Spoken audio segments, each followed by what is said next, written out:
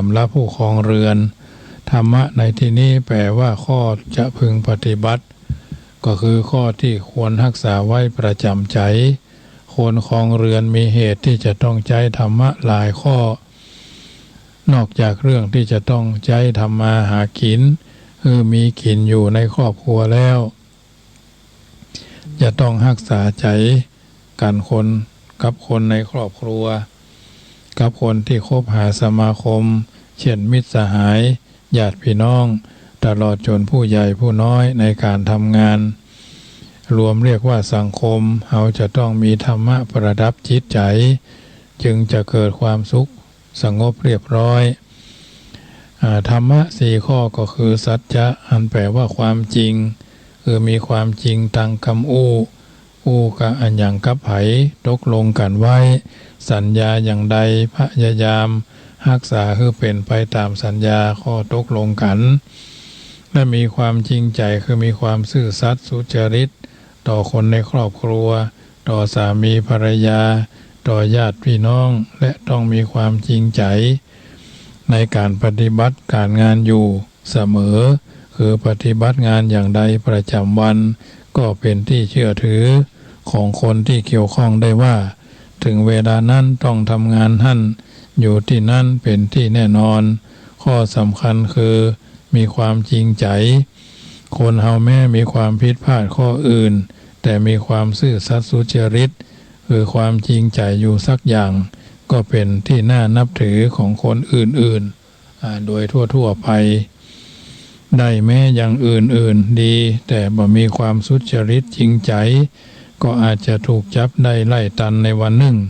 และเสียความนับถือกันเพราะฉะนั้นคนเฮาถ้าปราศจากสัจจะก็เสียเกียรติหากมีสัจจะก็มีเกียรตินับถือกันได้ธรรมะข้อที่สองข่มใจได้คนเฮาย่อมมีความคิดเห็นบ่เหมือนกันมีความหันต่างกันเนื่องจากว่าต่างคนต่างได้อบรมมาพิจกันศึกษาเรียนความเป็นอยู่ต่างกันเป็นพระเจ้าพระสงฆ์ก็โดยมากก็จะเรียนเรื่องเย็นเรื่องแบบสบายบ่เป็นเรื่องเร่าร้อนสิ่งแวดล้อมบ่เหมือนกันแม้เป็นคนในครอบครัวเดียวกันพี่น้องต้องเดียวกันในเรื่องสติปัญญาความคิดความเห็นความเข้าใจความจำย่อมผิดแปลกแตกต่างกันไปเป็นธรรมดาดูส่วนใหญ่ก็คือมีเลือดเนื้อมีหนังแต่รายละเอียดแห่งจิตใจสิ่งแวดล้อมของแต่ละบุคคลต่างกันการอยู่ตั้งแต่2 คนขึ้นไปต้องมีอันยังที่ผิดกันมีขัดแย้งขึ้นเป็นธรรมดาเฮาจึงมีความหนักแน่นมั่นคงที่ทนอยู่ได้ต่อความประพฤติปฏิบัติทางกายวาจาหรือกิริยามารยาทของคนอื่นหรืออุปนิสัยใจคอที่เขามักจักเป็นอย่างนั้นที่บ่ถูกกับอัธยาศัยกับเฮาเพราะฉะนั้นเฮาจะต้องถือหลักให้มั่นคงคือความข่มใจได้ในเมื่อเหตุบ่สบายในเมื่อเหตุบ่สบอารมณ์สิ่งที่ทำให้เฮาข่มอารมณ์บ่ได้ก็คือความโลภความรักความใคร่ความโกรธความงมงายติดพันในบางสิ่งบางอย่างเช่นการพนันจมอยู่ในบางสิ่งบางอย่างสิ่งเหล่านี้หากเขาบ่มีความข่มใจก็จะทำให้เขาเกิดการทะเลาะวิวาทหรือคนอื่นแสดงมาพิษกับความปรารถนาของเขาเป็นเหตุเกิดทะเลาะวิวาทหรือมาอันก็คือเกิดโทมนัสในจิตใจหรือเป็นอุปสรรคในการปฏิบัติงานต่างๆในวงภายนอกของสังคมฉะนั้นเราจึงต้องมีความข่มใจครอบครัวจึงจะเกิดความสามัคคีมิตรสหายไปมาหาสู่จะเกิดความสามัคคีญาติมิตรสหายจะคบกันได้หากแสดงอันยังฮึดฮัดออกมาจะเป็นการแสดงมิตรเดือดร้อนถ้าบ่ข่มใจคนอื่นจะเข็ดลาบบ่กล้าเข้าใกล้เพราะเฮาระงับอารมณ์บ่ได้3ทิฏฐิก็คือขันตินั่นเองความอดทน ในที่นี้คือทิฏฐิคือความมั่นคงอดทนกับความมั่นคงดูไปก็ใกล้กันเช่นว่าเล็กอันหนึ่งทนต่อดินฟ้าอากาศได้บ่หวั่นไหวบ่แตกบ่พังอากาศที่มันจะทนได้ก็คือความมั่นคงคือความเฮาฮู้กันคนละแง่มั่นคงแง่อดทนแต่ความจริงมันก็เป็นอย่างเดียวกันความอดทนมีทนต่อทุกขเวทนาอดทนต่อคำกล่าวร้ายอดทนต่อกิเลสอดทนต่อทุกขเวทนาเช่นอดทนต่อความเจ็บไข้ได้ป่วยบ่สบายอดทนต่อดินฟ้าอากาศอดทนต่อธรรมชาติต่างๆประกอบการงานเหน็ดเหนื่อยต้องทนแดดทนร้อนทนฝนทนหนาวทนต่อทุกขเวทนาเมื่อเจ็บไข้ก็บ่เป็นคนอ่อนแอเป็นคนมั่นคงทนบ่ได้เป็นที่เดือดร้อนของผู้ปรนนิบัติรักษาไข้อยู่ในอาการสงบเสงี่ยมเรียบร้อยเป็นการรักษาจิตใจของตัวเองบ่ฮือตุกนักไปโดย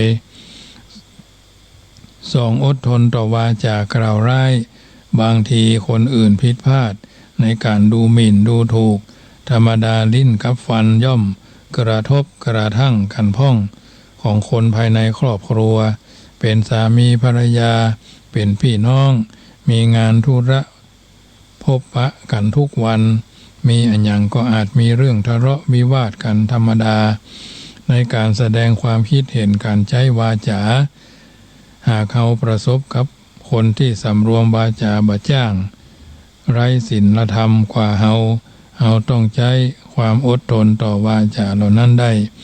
ผู้ใหญ่ว่าร้ายมาเฮาทนได้มิตรสหายว่าร้ายมาทั้งทีเฮาควรจะโต้ตอบแต่เฮาทนได้ผู้น้อยว่าร้ายเฮาก็ต้องทนได้แทนที่จะ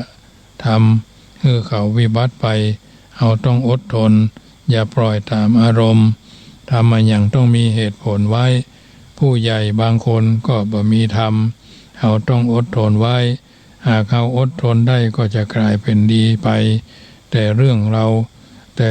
ต่ตามเรื่องเฮาต้องทนได้เพราะผู้ใหญ่เฮากลัวถ้าทนบ่ได้ก็เกิดภัยพิบัติขึ้นเสียหายสำหรับการทนต่อผู้น้อย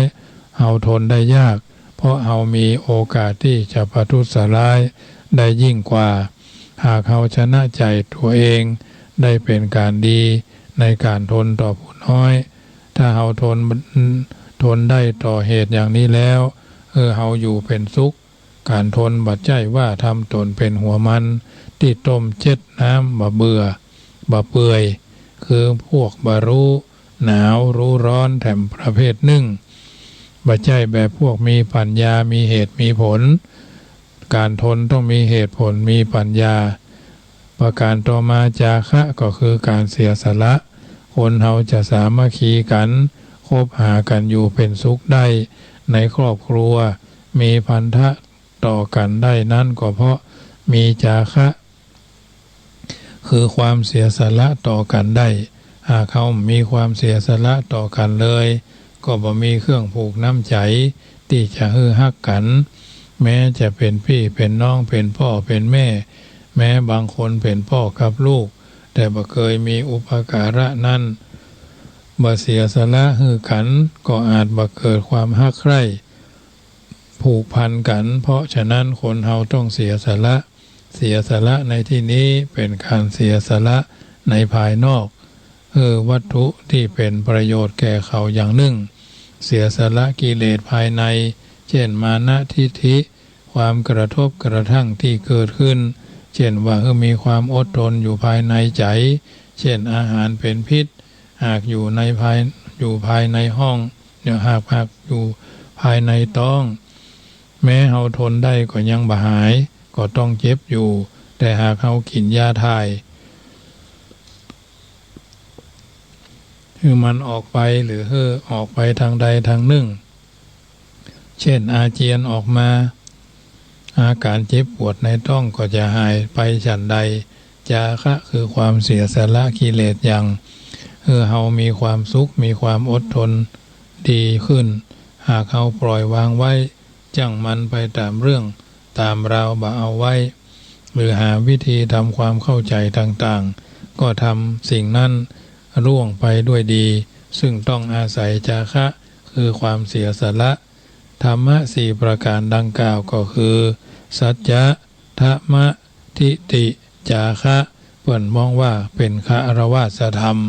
ทำสำหรับเจ้าบ้านผู้อยู่ครองบ้านครองเรือนมีเหตุที่จะรักษาครอบครัวรักษาสังคมรักษาการงานการปฏิบัติที่ต่างๆมีเหตุกระทบกระทั่งมากจำจ้องเป็นผู้มีวิธีผูกน้ำใจแก่ผู้ร่วมสังคมให้มีความสมัครสมานสามัคคีกลมเกลียวกันการงานเป็นไปด้วยดีต้องอาศัยธรรมะข้อนี้แหละที่จะมีสวัสดิมงคลแก่คนแก่ตัวแก่ตนเป็นลำดับไปญาติโยมสาธุชนท่านผู้ฟังทุกท่านอันนี้เป็นนิทัศนะอุทาหรณ์แก่ญาติโยมสาธุชนที่นำไปคิดพิจารณาถูกต้องท่องแท้ประการต่อมาญาติโยมความเคารพก็เป็นสิ่งที่จำเป็นสำหรับคนเฮาตั้งแต่2 คนขึ้นไปอยู่ร่วมกันทำงานด้วยกันต้องเคารพกันผู้น้อยเคารพผู้ใหญ่ผู้ใหญ่ต้องเคารพผู้น้อยเคารพนี้กระทำด้วยกายวาจาใจการเคารพที่กระทำด้วยกายเช่นกราบไหว้ทำกิริยาอื่นว่าแสดงความเคารพไหว้สานมัสการเนี่ยแล้วแต่ชาติศาสนาสถาบันที่นิยมทำความเคารพกันอย่างใดเคารพทางวาจาคือฮือเกียรติแก่ผู้ควรเคารพทางต่อหน้าและรับหลังบ่ดูหมิ่นบ่นินทาว่าให้เคารพด้วยใจ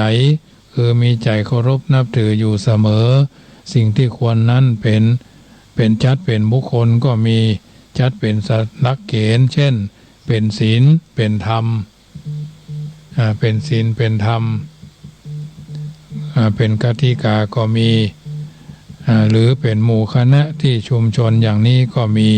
แล้วแต่วาระโอกาสบุคคลนั้นควรเคารพผู้ที่เจริญด้วยสิ่ง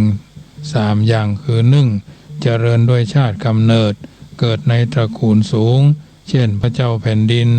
ราชวงศ์ตระกูลที่ทำด้วยความดีฮือชาติส่วนรวมอย่างนี้เรียกว่าชาติวุฒโธผู้เจริญด้วยชาติผู้เจริญด้วยอายุคนที่มีอายุนักรุ่นพ่อรุ่นแม่ปู่ย่าตายายพี่ป้าน้าอาอย่างนี้เรียกว่าวยวุฒโธเจริญด้วยวัยผู้เจริญด้วยสมบัติเช่นผู้มีศีลก็ดีผู้มีศีลก็ดีมีอุปการะเรียกว่าคุณวุฒโธผู้เจริญด้วยคุณวุฒิหลักเกณฑ์ต่างๆที่เป็นที่ทราบกันอยู่แล้วในหมู่คณะสงฆ์ในชุมชนต่างๆก็ยกประธานเป็นประมุขต้องให้เกียรติแก่หัวหน้าในที่ประชุมจะทำอาการอย่างใดต้องระวังกิริยา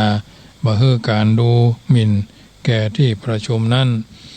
ใช้กิริยามารยาทที่บดีบ่งามจักไอจักจามก็ต้องระวัง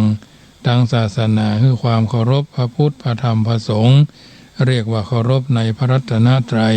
เคารพในไตรสิกขาศีลสมาธิปัญญาหมายความถึงข้อปฏิบัติเคารพในการปฏิบัติการปฏิสันถานเคารพนับถือในพระพุทธพระธรรมพระสงฆ์เราควรแสดงความเคารพต่อพระพุทธเจ้าฮือกราบฮือไหว้บ่เหยียดหยามพระพุทธรูปบ่วางในที่ต่ำเช่นบ่เอาพุทธรูปเป็นเครื่องประดับบ้านมีพระก็ต้องวางไว้ที่ทุปูจาแท่นปูจาที่จริงพระพุทธรูปไม่ใช่องค์พระพุทธเจ้าแต่เป็นเครื่องหมายให้ระลึกถึงพระพุทธเจ้าเคารพในพระธรรมแสดงกิริยาภายนอกด้วยกายกล่าวถึงพระธรรมก็ประนมมือฟังพระธรรมก็ประนมมือหนังสือคัมภีร์ที่เกี่ยวกับพระธรรมต้องยกไว้ที่สูงไว้ในตู้ไว้สำหรับสักการะบูชาบ่ควรวางไว้เพ่นพ่านข้างโบราณถือมาก หนังสือเรียนก่อนจับก็ต้องกราบยกมือไหว้เรียนเสร็จแล้วก็ต้องยกมือไหว้ถือเป็นของควรเคารพโบราณถือมากเป็นเครื่องมือในการประกอบอาชีพมีดขวานเขาก็วางไว้ที่สูงบักกล้าเดินข้ามบางคนหาบของขายคานหามคานหาบเขาก็ต้องติดทองเอาไว้ที่เคารพแสดงว่าเขาเคารพในอาชีพความเคารพอย่างนี้เป็นวัฒนธรรมโบราณของไทยรถยานพาหนะก็มีย่านางแม้แต่ข้าวเปลือกข้าวสุกจะตกเม็ดก็ต้องเก็บเป็นการเคารพในพระแม่โพธิ์ศพเคารพในพระธรรมนอกจากกิริยาภายนอกแล้วก็ต้องเคารพภายในตั้งใจปฏิบัติอยู่ในศีลธรรมด้วยความเลื่อมใสเคารพในพระสงฆ์คือกราบไหว้อริยสงฆ์ในปัจจุบันทั้งที่อยู่อันหมู่และบทละในหมู่เป็นหมู่และแต่ละบุคคลเราต้องเป็นพระนับถือตามพระเราเป็นพระนับถือพระตามหน้าที่ตามการปกครองคือเกียรติกันและกันเอาเป็นคฤหัสถ์เจ้าบ้านต้องเคารพเช่นลุกขึ้นรับการไหว้พูดจาด้วยวาจาที่เรียบร้อยแม้ไม่ประสบอารมณ์ก็พยายามข่มใจคือหันแก่ผ้ากาสาวพัสซึ่งเป็นเครื่องหมายของพระพุทธเจ้านอกจากพระสงฆ์พิษเต็มที่แล้วบ่ควรไหว้ในศาสนานั้นก็เห็นเรื่องหนึ่งพระที่รักษาศีลอยู่ก็เพราะชาวบ้านไหว้ถ้าชาวบ้านบ่ไหว้พระก็เลอะเทอะมาเอาใจใส่รักษาศีลเฮาก็ไหว้พระเป็นการทำศาสนาดำรงอยู่ได้เมินแต่พระบดีก็ต้องไหว้เพราะยกย่องคนชั่วการยกย่องคนชั่วมีโทษถึงตัวท่านเล่าไว้ในชาดกว่าฤาษีตนหนึ่งเดินทางไปบ่มีไผไหว้ก็เพราะว่าแปะเข้าไปพบแปะตัวหนึ่งแปะนั้นดุฤาษีผ่านไปเห็นแพะโค้งหัวลงจะวิ่งชนฤาษีดีใจว่าแพะทำความเคารพแกกำลังไหว้ตอบอยู่ก็ถูกแพะชนตายยาดกเรื่องนี้บ่จริงแต่เขาเล่าไว้เป็นคติเหมือนหนูกับราชสีห์หนูคือผู้น้อยราชสีห์คือผู้ใหญ่หรือสุนัขป่ากับแกะสุนัขป่าคือผู้มีอิทธิพลแกะคือผู้น้อยที่เขาเล่ากันมาแต่เรื่องบ่จริงแต่บัดจัดว่าเป็นมุสาวาทเล่าเป็นคติสอนใจเพราะจำง่ายเคารพยำความเคารพจำเป็นทุกหมู่ทุกคณะรักษาการปกครองความสามัคคีถ้าคนบ่เคารพกันการงานต่างๆจักดำเนินไปบ่ได้เคารพในครอบครัวถ้าเฮาบ่เคารพต่อกันผัวบ่เฮือเกียรติเมียเมียบ่เฮือเกียรติผัวก็จะมีแต่การทะเลาะวิวาทบ่สงบสุขความเคารพทำตัวเองฮือเกียรติขึ้นมาเช่นถ้าไหว้พระถ้าเฮาไหว้พระเฮาแสดงความเคารพแทนที่จะเสื่อมเสียแต่กลายเป็นคนดีในสายตาของคนทั่วไปการเคารพจึงบ่เสียแก่ผู้ทำความเคารพมีแต่ทางได้เอาจึงควรรักษาธรรมเนียมการเคารพไหว้เคารพไหว้พระพุทธเจ้าตรัสว่าผู้ไหว้คนที่เจริญกว่าย่อมเจริญด้วยอายุวรรณะสุขะภาละปฏิภาณคุณสารกิตติสารไปใจญาติโยมสาธุชนท่านผู้ฟังทั้งหลายรายการธรรมะรับอรุณธรรมะเสียงธรรมก่อนรับตาประจำเมื่อค่ำยามคืนของวันนี้ธรรมาภาพได้ได้อธิบายในน้ำธรรมคำสอนส่วนนี้มีการเคารพเป็นต้นญาติโยมได้ยินได้ฟังแล้วก็นำไปเป็นประทีปธรรมนำชีวิตแห่งตัวแห่งตนเฮาท่านทั้งหลายเป็นลำดับไปมีโทรศัพท์เข้ามาเนาะเจริญพรนมัสการครับผมแฟนพันธุ์แท้ครับครับโยมพ่อบ้านวัดแม่ริมหลวงเนาะครับจำได้ครับเข้าใจดีเนาะวันนี้โอ้เข้าใจดีครับความเคารพความนับถือเนาะไว้เนื้อเชื่อใจน่าจะอยู่ในสังคมเนาะครับเดี๋ยวได้เจอกันแหมละครับโมทนาเนอผมโทรมาให้กำลังใจท่านนะครับโมทนาโยมพ่อเนาะครับนมัสการครับเจ ริญพรพี่น้องบ้านแม่ริมหลวงแฟนพันธุ์แท้นะโทรมาเป็นสายที่เนาะ0861875325โทรเข้ามาได้เนอะอยู่จุดไหนโมงใดเป็นจะใดพ่องวันนี้เข้าใจดีก็เป็นจะใดก็โทรกันเข้ามาเนอะวันพุธแล้วญาติโยมวันพรุ่งนี้ก็วันพฤหัสบดีกิจการงานทำบุญช่วงนี้ก็คือเทศกาลงานทำบุญทอดกฐินสามัคคีทอดกฐินส่วนบุคคลทั้งกฐินหลวงกฐินลาดพระอารามหลวงหรือวัดหลวงวัดพระบรมธาตุดอยสุเทพพระธาตุสีจอมตองตาตอนพระสิงห์7 ยอดเหล่านี้เป็นพระอารามหลวงมีกฐินพระราชทานจังหวัดลำพูนก็มีวัดพระพุทธบาทตากผ้าวัดพระธาตุธริพูนชัยนี่อันนี้เป็นกฐินพระราชทานกระทรวงทบวงกรมเพิ่นก็มาทอดถวายพระเจ้าประสงค์อยู่จำพรรษาครบไตรมาสในวัดนั้นๆบางท่านก็เป็นเจ้าภาพกฐินแต่ละวัดก็ขออนุโมทนาในเจโตปานิธานที่ท่านทั้งหลายเป็นเจ้าภาพทำบุญคนเดียวได้มนุษย์สมบัติบอกเพื่อนบอกมิตรก็ได้บริวารสมบัติเฮาก็บ่เฮาทำโดยบ่เพื่อนก็ทำโดยเฮาก็จะได้สวรรค์สมบัติบ่เท่าแต่นั้นเมื่อเฮาล้มหายตายจากจิตใจเฮาบริสุทธิ์บ่มนมองไม่บ่เศร้าบ่หมองเฮาก็จะได้นิพพานสมบัติเป็นลำดับไปทั้งนี้ทั้งนั้นถือว่าทุกคนทุกท่านได้กระทำบำเพ็ญให้เป็นไปตามวาระโอกาสและภาระหน้าที่วันนี้ญาติโยมสาธุชนได้ยินได้ฟังแล้วก็มอบเป็นปฏิฆะกับทุกคนทุกท่านวันนี้มีโอกาสได้ไป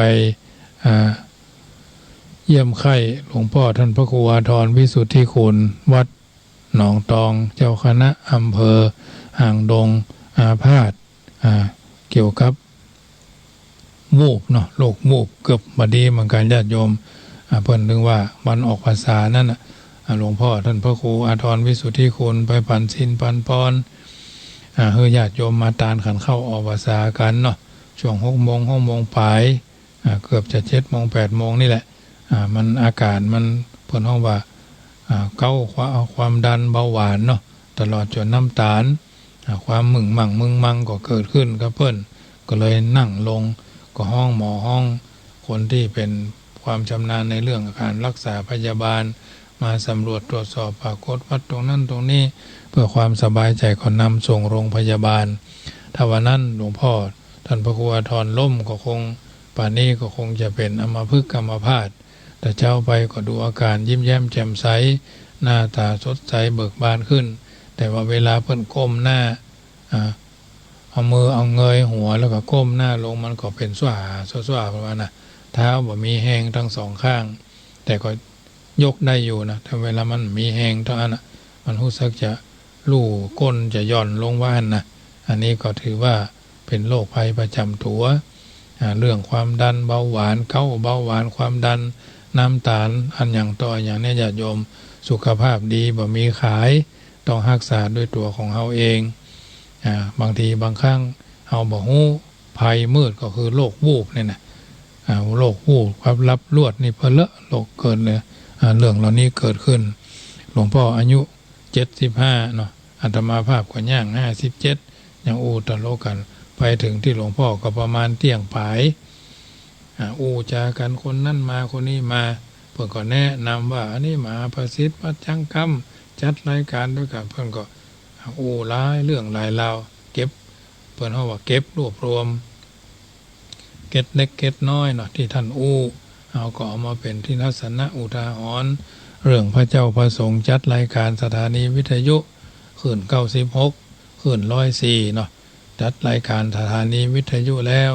ก็ควรจะเสียสละกำลังทรัพย์กำลังสติปัญญากำลังกายช่วยสถานีพ่องบ่นักก็น้อยอย่างวันที่23เนี่ยหลวงพ่อเพราะว่าหลวงพ่อก็ตั้งไว้10,000ธรรมาภาพก็ว่าธรรมาภาพก็ตั้งไว้10,000ญาติโยมจะห้อมกินห้อมทานด้วยก็ได้เริ่มต้น 3,000 ปีแล้วก็เริ่มต้น 3,000 บาทเก็บเล็กผสมน้อยถึงเวลากำหนดนั้นก็จำเป็นจะต้องนำไปถวายซึ่งก็เป็นเรื่องที่ทำได้เหมือนกันทุกรูป พระเจ้าประสงค์จัดรายการขึ้น96ในประมาณ50กว่ารูปรูปละ10,000ก็ได้50,000นะญาติโยมอันนี้ก็เหมือนกัน104ก็เหมือนกันพระเจ้าประสงค์ที่เพิ่นจัดรายการหันคุณค่าความสำคัญของสถานีเอามีวันนี้ได้บางรูปบางตนก็ได้ประโยชน์จากสถานีวิทยุอย่างอาตมาภาพนี่ขึ้น96วันจันทร์บ่าย2ถึงบ่าย3พฤหัสบดีเที่ยงถึงบ่ายโมงวันศุกร์8โมงถึง9โมงมันก็เลยห่างกันน้อยก็เลยญาติโยมบางคนก็เข้าใจฮู้จักดีบางท่านก็บ่ฮู้จักนะ2-3 วันนี้ก็ถือว่ามีญาติโยมมาร่วมทำบุญกันฝากซองหอมกันมาพ่องอย่างกันมาพ่องนะเพราะฉะนั้นญาติโยมสาธุชนทุกคนทุกท่านเทศกาลงานกฐินก็ทำกันไปเนอะจะไปละจะไปเลิกจะไปเพิกเฉยเอาก็มีส่วนร่วมอันใดก็ร่วมกันไปกฐินในบ้านเฮาบ่มีก็ร่วมกันตั้งเป็นกลุ่มเป็นก้อนแต่ก่อนนี้เฮาอาศัยคนทางกรุงเทพเปิดมาทอดกฐินบ้านเฮาป้อนรับครับสู้ขินขันโตกเล่นกันห้องเพลงกันประมูลนั่นประมูลนี่ขายพวงมาลัยปัจจุบันวันนี้มันก็โลกก็เปลี่ยนแปลงกันไปอาตมาภาพอยู่วัดต้นเพิ่งตำบลเมืองง่าอำเภอเมืองจังหวัดลำพูนตั้งแต่2521เนาะ2519นะ19 22ก็บวชเนนเพิ่นกฐินผ้าป่ามาม่วนญาติโยมเพิ่นมาทางกรุงเทพรถบัสรถหยังมารถบัส 3-4 คันได้สมัยนั้นก็3-4 แสน 4-5 แสนนะก็ถือว่าเป็นกฐินที่ม่วนน้ำเหมืองมันกินน้ำเหมืองจากฝ่ายพญาคำมาล่องไปจะถึงลำพูนพุ่นน่ะน้ำเหมืองก็ใสเพิ่นอาบน้ำกันในน้ำเหมืองนะน้ำก็ใสมันจะมีปัญหามันเป็นพิษเป็นภัยนะ2521 เนี่ย22 21 19 18เนี่ย2-3 ปีย้อนไปหลังนะน้ำสะอาดม่วนกันไปกินกันโตกันเนี่ยห้องน้ำเพิ่นก็เป็นห้องน้ำฝาสารนี่แหละมันใช่พิถีพิถันอย่างสมัยนี้พ่อครัวเพิ่นก็มีแม่พ่อครัวอย่างคนแม่ครัวอย่างคนเพิ่นก็เตรียมกันกินกันโตเพิ่นก็กินกันแบบม่วนๆนะอันรุ่นนั้นนี่บ่มี5คูณ7ใส่ข้าว6คูณ9ใส่แกงนะหนังว่องแดงๆมัดแกงมัดข้าวบ่มีรุ่นนั้นนะเพิ่นห่อตองกันประมาณนั้นน่ะเวลาเพิ่นจะปิกกรุงเทพเนี่ยโอ้เพิ่นห่อเข้าคือกันแล้วก่อนนะเหมือนวันเด็กเนี่ยอาตมาภาพก็ได้มีโอกาสไปร่วมกฐินผ้าป่าแล้วเวลาเพิ่นกินคันโตกันแล้วเนาะเพิ่นก็อันจะเก็บศาสตร์เก็บอย่างนี้เพิ่นกินคันโตกันเมื่อคืนหรอตอนเช้านี่เก็บสตางค์เหรียญเนอะเหรียญบาทเหรียญ5เหลี่ยมแล้วแต่ก่อนนะเหรียญบาทใหญ่เหรียญบาทกาคุดนั่นน่ะปี217นั่นน่ะเหรียญบาทนั่นนะก็ยังได้มีโอกาสไปเก็บกับเพิ่นผูอีบรรณาไว้นี่น่ะเพิ่นห่างกันมาม่วนญาติโยมขโยมก็ได้สตางค์แล้วก่อนนะขโยมก็หลายปัจจุบันวันนี้เหตุการณ์ต่างๆก็เปลี่ยนไปตามยุคตามสมัยเอาถือว่าบ่ได้ละของเก่าบ่ได้เมาของใหม่ตามจำความได้ขอมาสาธกยกคือญาติโยมสาธุชนได้ฟังวันนี้ก็คงจะมีไผโทรเข้ามาหลายเนาะบุญกินบุญทานที่เฮากระทำบำเพ็ญให้เป็นไปก็ให้เป็นป่าทายังเข้าห่อเป็นเสบียงต่อมหาเนรปานกึดจะได้ไข่ใจถึงแพงใจตึงไข่กินไข่ทานวัดใดก็น้อมเอิญเจริญพรเนอะวันที่9 ตุลางานทำบุญทอดกฐินวัดน้ำบ่อหลวงวันที่10 ตุลาทอดกฐินวัดยังกำอำเภอป่าซางวันที่11 ตุลาทอดกฐินวัดหลวงพ่อโชคใหญ่ทันใจจากจังหวัดสุพรรณบุรีมาทอดตะกี้ก็ไปดูแลความเรียบร้อยอย่างบางสิ่งบางประการจะได้เป็นประธานอุปโลกกฐินว่าผ้ากฐินนทานกับพังผ้าอานิสังสบริวารทั้งปวงเหล่านี้เป็นของคุณกอคุณขออย่างก็ว่าไปเป็นผู้มีศรัทธาความเชื่อภาษาทะความเลื่อมใสน้อมนำมาถวายในถ้ำกลางสงฆ์ที่อยู่ครบไตรมาสในอาวาสแห่งวัดนั้นเนี่ยมันจะมีพระเจ้าประสงค์เป็นประธานสงฆ์ประสงค์ทุกใดเห็นไม่สมควรจึงทักท้วงขึ้นในถ้ำกลางสงฆ์อันนั้นอุปโลก2 ตนเนาะอันนี้ก็เป็นการกระทำสังฆกรรมของพระเจ้าประสงค์ผู้ถวายแล้วก็วางไว้บนพานแว่นฟ้าเนี่ยคนที่จะถวายกฐินก็พยายามว่าคือมันถูก ว่าให้มันถูกต้องนะว่าเสียงดังฟังชัดนะโมสามจบก็อีมานิยักเคพันเตอย่างก็แล้วแต่เอาจะเอาอย่างใดที่มันสะดวกในการว่าทอดกฐินก็ถือว่าเอาท่านทั้งหลายได้ทำกันไปตามวาระโอกาสและจังหวะเวลาสิ่งต่างๆเหล่านี้ก็ถือว่าเป็นสิ่งที่เอาท่านทั้งหลายได้กระทำบำเพ็ญให้เป็นไปกันอยู่แล้วมันมีหลายอย่างการถวายผ้ากฐินนะอิมังสมะยังพันเตสัปปะริวารังเนี่ยกฐินะจีวระทุสังสังคัสสะโอโนชยามะสาธุโนพันเตอิมะสังโฆ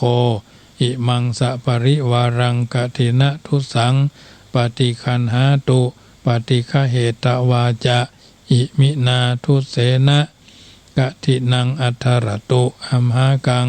ทีฆะรตังหิตายะสุขายะนิพพานาจะนิพพานายะจะข้าพระเจ้าทั้งหลายข้าแด่พระสงฆ์ผู้เจริญข้าพระเจ้าทั้งหลายขอน้อมถวายผ้ากฐินจีวรกับทั้งผ้าบริวารทั้งหลายเหล่านี้แด่พระสงฆ์ขอพระสงฆ์จงรับผ้ากฐินกับทั้งบริวารของข้าพระเจ้าทั้งหลายเมื่อรับแล้วขอจงกรานให้ใช้ผ้ากฐินขอจงกรานใช้กฐินด้วยผ้านี้เพื่อประโยชน์และความสุขแก่ข้าพระเจ้าสิ้นกาลและนานเถิดอันเนี้ยก็ถือว่าเราท่านทั้งหลายได้ทำกันมาแทบทุกปีเนาะโยมแม่จันจอมใจเจ้านมัสการเจ้าแม่ส่งไปถึงหรือยังจำนวนเท่าไหร่อ๋อเข้ามาละช่วงบ่ายเนาะเจ้าที่แม่โทรเข้าหาเนาะเอาเข้ามาแล้วแม่เข้ามาแล้วล่ะเจ้าโมทนาครับแม่เนอะก็ว่าติดรถเจ้าโมไปนะได้ไปพวกนี้ได้ไปก็มาได้มาก็เป็นอย่างสิ้นปีค่อยมาโมทนาครับแม่